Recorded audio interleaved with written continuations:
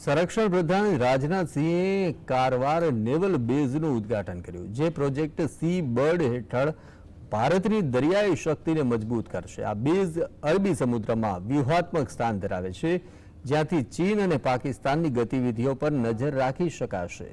3000 ફૂટના runway સાથે આ base 50 યુદ્ધ જહાજો સાથે સબમરીન તૈનાત કરવાની ક્ષમતા ધરાવે છે.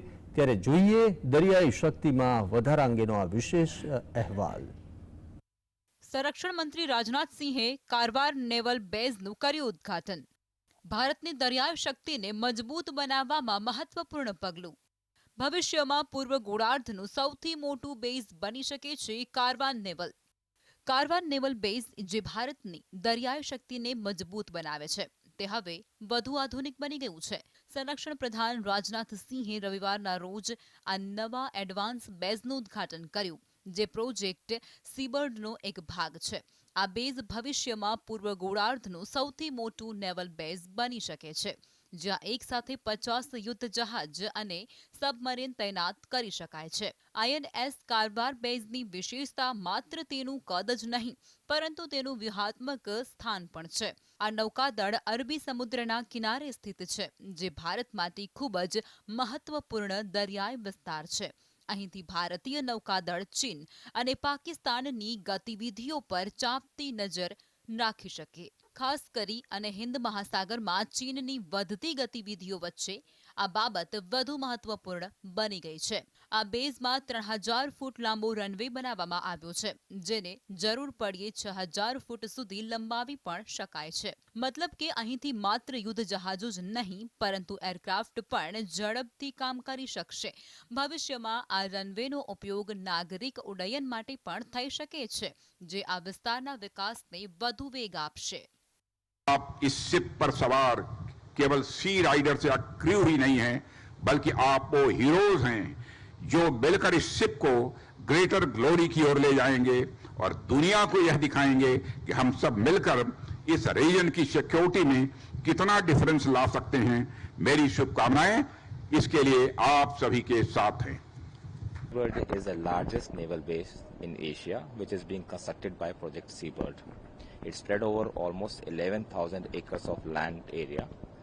As part of the inauguration today by Honorable Raksha Mantri, Raksha Mantri ji inaugurated 7 piers and 400 accommodations, along with certain trunk facilities, that is your road, bridges and stormwater drain system. છેલ્લા કેટલાક વર્ષોમાં ચીને હિન્દ મહાસાગરમાં પોતાની હાજરી વધારી છે. શ્રીલંકામાં હમ્બન ટોટા બંદર, પાકિસ્તાનના ગ્વાદર બંદર અને અનેક ચીની સબમરીનની હાજરી ભારત માટે ચિંતાનો વિષય છે. આવી સ્થિતિમાં કારવાર બેઝ ભારતની કાઉન્ટર સ્ટ્રેટેજીનો મહત્વનો ભાગ બની અને ઉભરી આવશે. પાકિસ્તાન સાથે ચીનની ઘનિષ્ઠતા અને બંને દેશોની ભારત વિરોધી ગતિવિધિઓને ધ્યાનમાં લેતા આ બેઝ પશ્ચિમ કિનારે ભારતની દેખરેખ અને કાઉન્ટર એક્શન પાવરમાં અનેક ગણો વધારો કરશે. તો બીજી તરફ પ્રોજેક્ટ સીબર્ડ 1999માં પોખરણ પરમાણુ પરીક્ષણો પછી શરૂ કરવામાં આવ્યો હતો, પરંતુ આર્થિક અને પર્યાવરણીય અવરોધોને કારણે વિલંબ થયો હતો. 2012માં સરકારે તેના બીજા તબક્કા માટે ₹13,500 કરોડ મંજૂર કર્યા હતા. હવે આ બેઝ ન માત્ર ભારતની નૌકાદળની ક્ષમતાને મજબૂત કરશે, પરંતુ ભારતને હિન્દ મહાસાગર ક્ષેત્રમાં એક મોટો ખેલાડી પણ બનાવશે. કારવાર નેવલ બેઝ હવે માત્ર બેઝ નથી રહ્યું, પરંતુ તે ભારતની દરિયાઈ સુરક્ષા, વ્યૂહાત્મક વિચારસરણી અને પ્રાદેશિક શક્તિનું પ્રતીક બની ગયું છે. હવે ચીન અને પાકિસ્તાનની દરેક હરકતોનો અરબી સમુદ્રમાંથી પણ જવાબ આપવામાં આવશે. એક સાથે 50 યુદ્ધ જહાજ અને સબમરીન તૈનાત કરવામાં સક્ષમ. ચીન અને પાકિસ્તાનની ગતિવિધિઓ પર નજર રાખવામાં મદદરૂપ. હિન્દ મહાસાગરમાં ચીનની વધતી હાજરીનો સામનો કરવા માટે કાઉન્ટર સ્ટ્રેટેજીનો ભાગ. ભારત માટે સૌથી મોટું નેવલ ઇન્ફ્રાસ્ટ્રક્ચર પ્રોજેક્ટ કે જે ભારતના પશ્ચિમ કિનારે કર્ણાટકના કારવાર ખાતે નેવલ બેઝ બનાવવાનો સમાવેશ થાય છે. વર્ષ 1971ના ભારત અને પાકિસ્તાન યુદ્ધ પછીના ભારતને લાગ્યું કે ભારતીય નૌકાદળને વધારાના નૌકાદળના બેઝની જરૂર છે, કારણ કે મુંબઈ હાર્બરને ભીડનો સામનો કરવો પડ્યો હતો, જેના કારણે તેના પશ્ચિમી ફ્લીટ માટે સુરક્ષા સમસ્યાઓ ઊભી થઈ. આ પ્રોજેક્ટની મૂળ કલ્પના 1980ના દાયકાની શરૂઆતમાં નેવલ સ્ટાફના વડા એડમિરલ OS ડોસન દ્વારા કરવામાં આવી હતી.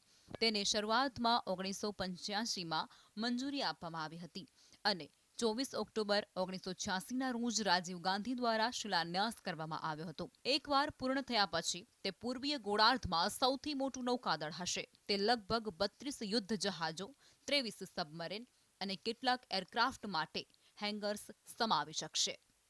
Bureau report, GSTV.